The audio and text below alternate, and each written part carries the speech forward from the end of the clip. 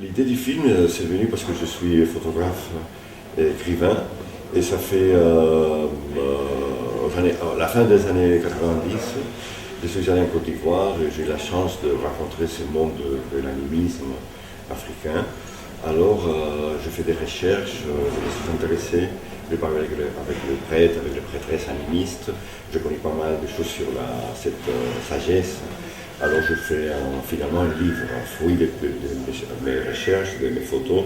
Je fais un livre qui s'appelait Voyage au pays des âmes. Ça fait 3 ans comme ça, l'année 2008-2007.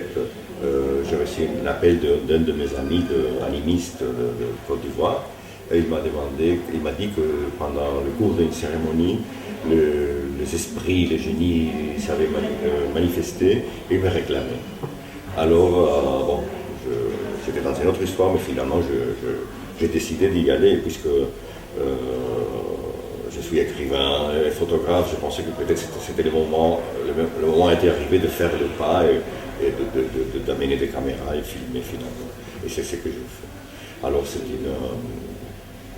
un film où on montre toutes les étapes d'initiation qui subit une jeune fille qui sont tenus par les génies, par les esprits, jusqu'à son intronisation comme grand prêtre, grande prêtresse animiste. Dans le film, on peut voir tout ça, les 3 cérémonies importantes dans la vie de toute prêtre animiste, de tout grand officiel.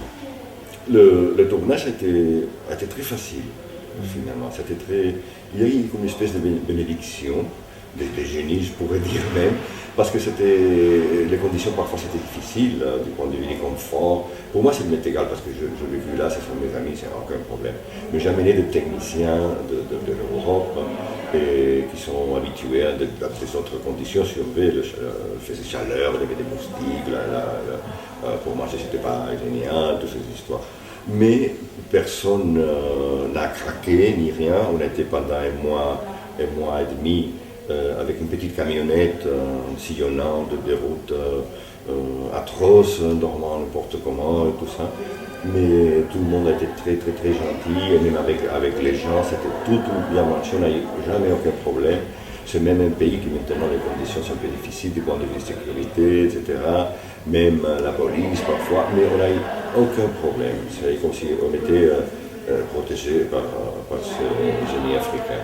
Et il y a des choses qui sont passées, par exemple dans le film, il y a tout le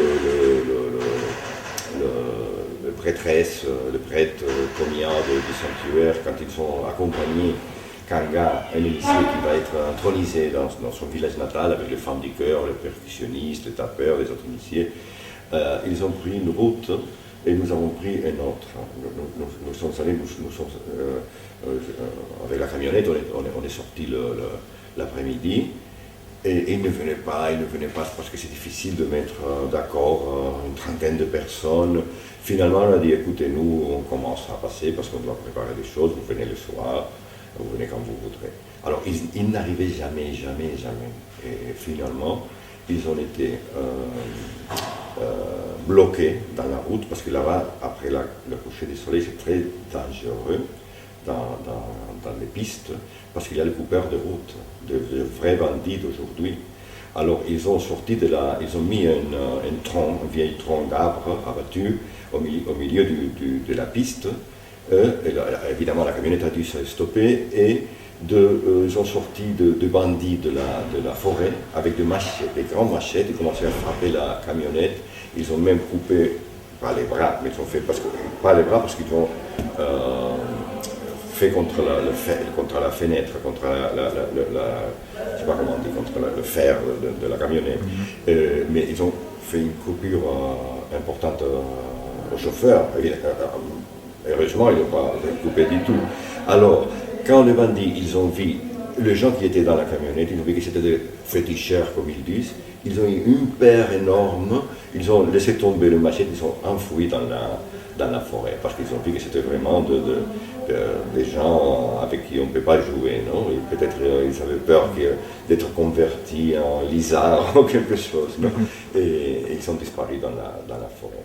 Et je crois que ça, d'autres bêtes.